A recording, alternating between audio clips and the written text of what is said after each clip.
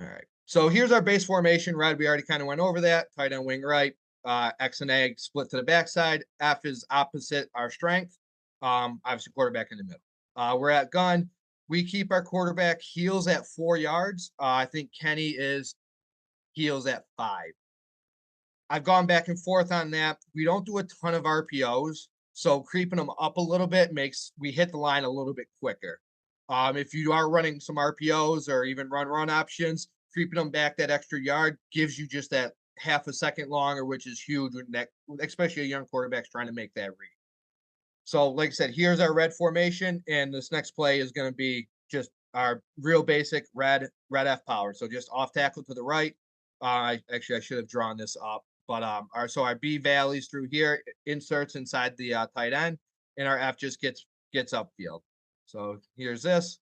So this is from 2 years ago. This kid right here is that running back that I was talking about. Let's see, I think I can do this. So yeah, this kid right here is that stud running back that didn't end up playing this year, but watch him on this run. You'll see why I'm a big fan of his and wish he came back. And again, this is nothing fancy, just off tackle right with an insert. Again, just a nice hard nose power runner. He was shifty. He had hands out of the backfield. Just an overall kind of dude for us that year. This, like I said, this was the year we went undefeated and lost in a championship game. But if you go back to the all right, so you get back to the beginning of this. So this is our base. Like I said, we have nobody split out to the strong side here. So what we got is, again, we got numbers at the line clearly. Again, you're going to see a lot of wacky formations out of some of these defenses. That definitely helped us. But I think a lot of coaches see that with defenses you see at the youth, whether it's maybe a coach that's just a father that doesn't necessarily have a ton of football experience. Maybe it's a kid that just their kids just don't understand it and can't line up correctly. You see all sorts of reasons to why you get some funky looks. But again, you got three guys way outside here. And again, I mean, they kind of come down and try to make a play, but again, if the running back wasn't as good as he was, then it would have. Oops, sorry, I'm used to being in huddle and not playing videos through here.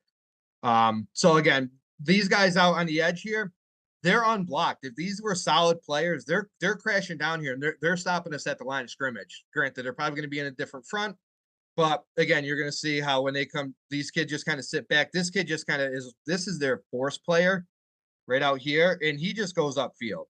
So this kid right here, I mean, he's super far outside, and he just walks up the field. So he's taking himself out of the play. And again, we just tuck it up underneath.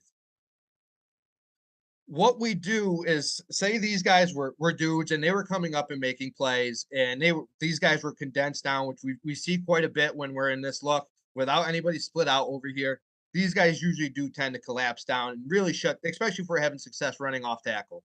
So what we'll do is our adjustment to that is we'll go in red X. And like I said, so all X does is X is A and the X. So we're talking to the A and our X, and it tells them to go to the strong side of the field. Nothing changes for these 9 guys in the box. These 9 guys inside here, nothing changes. They are still lined up in red. The only thing that moves these guys is this tag X, and it makes it pretty simple. Most of these kids know how to spell X. If not, we teach them life skills. I think there's an E in X, but that's fine. I coach football. I'm not a spelling bee champion, but they get the point with that. So our A and X go over to the strong side, and what that'll do is that'll keep the corner outside. And a lot of times, what we find is it'll actually pull this invert, typically the force guy. What a lot of youth teams will do is they'll bring him way out onto our A. So I mean, usually these guys are a little bit wider than this. You'll see them in the game film kind of all over the place, but um, again, these two guys will drag if we get over an overload look here, those two will drag the guys to that outside. And so this is my team from this year. This was the first round of the playoffs. And again, you can see like our A is kind of tight here. He should have been further out. But again, this kid is even outside of him. So he's technically their force player who typically plays up here.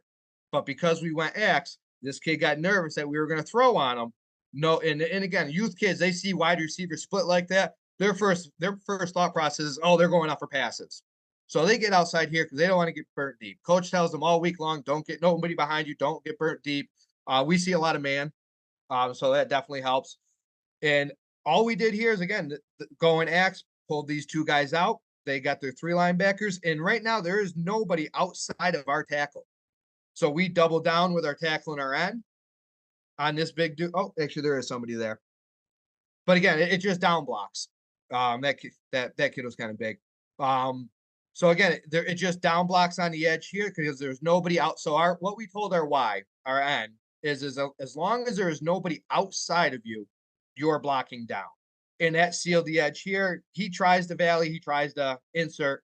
Um, but again, there because everybody's blocking down, there's not necessarily a reason to insert, and he just kind of goes upfield.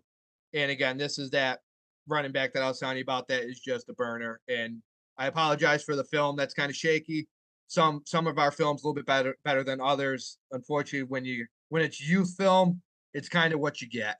I try to find like one parent to do it all year long and kind of coach them up as we go, but it's tough to find somebody. I've paid high school kids to do it, and it's hit and miss. Like I said, you'll see some game film that's awesome and some that's not so much. Again, you can see that kid just hit that edge and was gone.